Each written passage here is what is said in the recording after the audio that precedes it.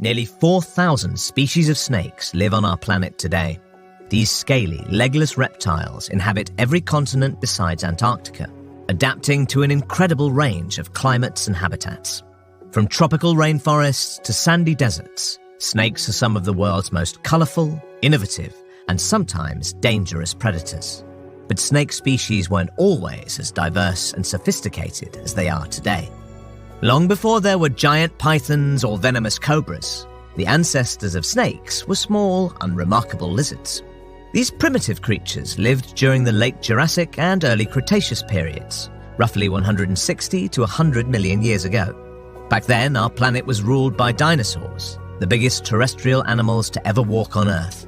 Dinosaur groups like sauropods and ceratopsians were growing larger than ever during the Cretaceous period. But in the shadows of these monsters, lesser-known reptile groups were undergoing transformations of their own.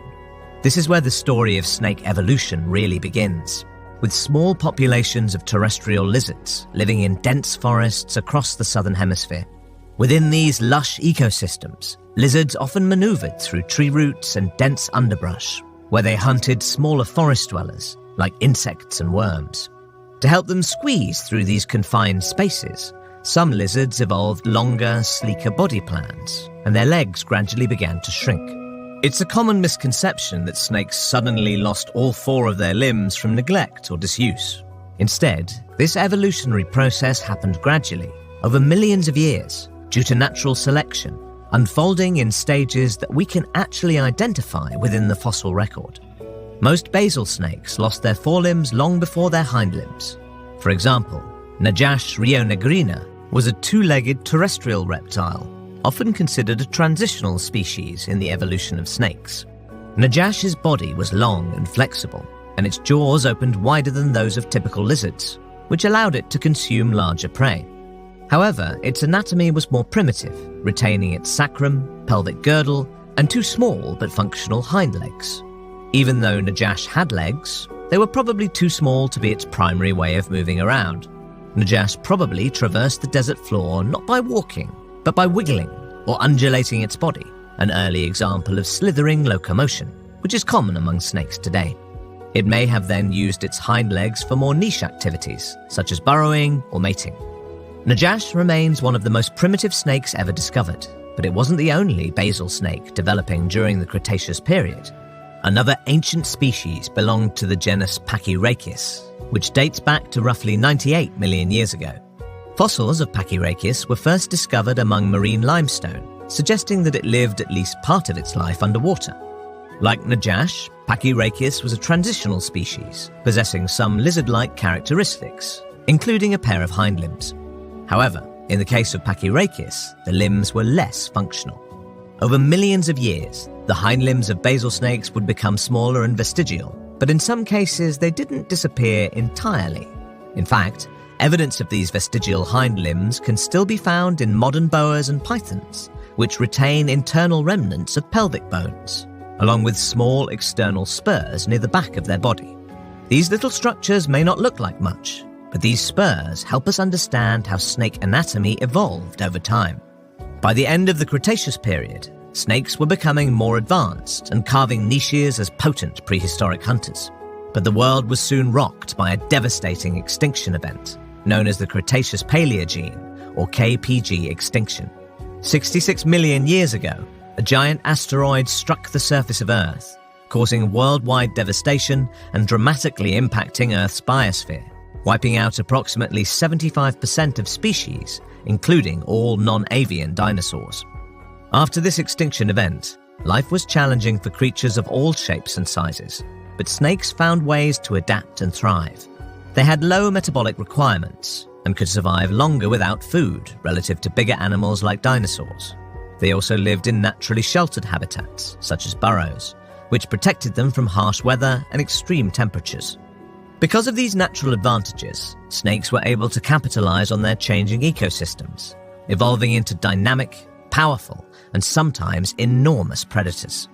In this new era, these formidable hunters mostly lived in vast tropical ecosystems that were slowly expanding across the Earth. During the Paleocene epoch, the climate was generally hot and humid, so tropical biomes like rainforests became lush epicenters of prehistoric life.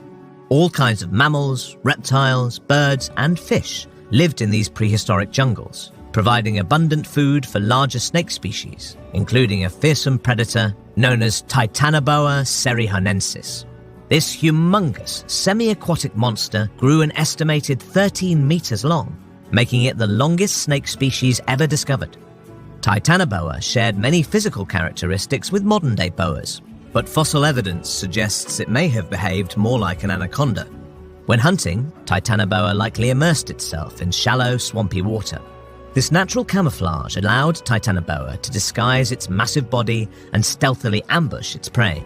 First, it bit down with hooked teeth, before using its long, muscular frame to squeeze the life out of its prey's body. A typical hunting behavior among some modern snakes, known as constriction. Earth stayed warm and tropical during the Paleocene and early Eocene, until it began a long and gradual cooling pattern around 50 million years ago. As temperatures slowly declined, the forests that covered much of the planet started to shrink, giving way to more open habitats like woodlands, grasslands, and savannas. As Earth's ecosystems became more diverse and distinct during this period, snakes adapted to different niches, leading to a wider variety of physical traits and behaviors. Consider the challenges of hunting in open ecosystems like grasslands. These spacious biomes offer fewer natural obstacles for snakes to hide behind, making it more difficult to surprise or ambush their targets. Prey animals in these open ecosystems also tended to be faster, so snakes had to evolve new ways of claiming their kills. The ancestors of vipers and elapids, for example, evolved fast-acting venoms that were strong enough to immobilize and kill animals, often larger than themselves. Delivering this venom through their fangs, they attacked, not by slowly constricting their bodies, but by lashing out with rapid strikes, sometimes killing their targets in a matter of just minutes. Some species also developed finely tuned sensory organs to help them hunt across a wider range of ecosystems. Pit vipers, for example, developed special organs close to their nostrils that allow them to sense infrared thermal radiation. With these so-called pit organs, vipers could hunt in the dead of night by tracking the body heat of warm-blooded prey. It's unclear when exactly snakes developed perhaps their most iconic sensory organ, their forked tongues. Forked tongues are not unique to snakes. They're somewhat common among squamate reptiles, like monitor lizards and some skinks, but that doesn't make these perceptive organs any less fascinating. Unlike most other animals, snakes do not use their tongues to taste their food. Instead, these specialized appendages are used to collect chemical particles from the air or ground. Those particles are then brought back into their mouths, where they're analyzed by a chemoreceptive structure known as the Jacobson's organ. This organ provides sensory information so that snakes can interpret their surroundings, locate mates, and even track prey animals, sort of like a chemical navigation system. With these advancements in perception, anatomy, and behavior, snakes had evolved many spectacular and modern features by the Miocene epoch, which began about 23 million years ago. During the late Miocene and then Pliocene, which ended 2.6 million years ago, Earth's climate continued to get colder and drier, further expanding open habitats where venomous species thrived. Some resilient groups, like cobras and vipers, even adapted to life in the driest parts of the world. The ground in these areas was often loose and sandy, so snakes developed a new kind of locomotion called sidewinding to help them cross deserts and scale sandy slopes. Around this time, sophisticated snake species were plentiful, but before they could reach the modern era, these snakes had to overcome some extremely cold conditions. We're talking, of course, about the Pleistocene epoch, a time of repeated ice ages that shifted global temperatures and radically altered our planet's ecosystems. During the Pleistocene, much of the northern hemisphere was covered by icy tundra and grassy steppes, where temperatures were often too cold for snakes to comfortably survive. Many snakes could only live in warmer regions closer to the equator, while other species in more temperate areas found unique ways of braving the long, cold nights. Like mammals hibernating during the winter, snakes may enter a state of seasonal dormancy called brumation. During brumation, they dramatically reduce their breathing and metabolic rates, allowing them to conserve energy. Thanks to adaptations like brumation, many snakes survived the Pleistocene's glacial periods. Another extinction event would rock the world's ecosystems at the end of this period, leading to the loss of many large mammals like direwolves and saber-toothed cats. However, snakes remained successful predators into the modern era. Unfortunately, human activity has dramatically reduced and fragmented snake habitats around the world, particularly in regions like Southeast Asia and South America.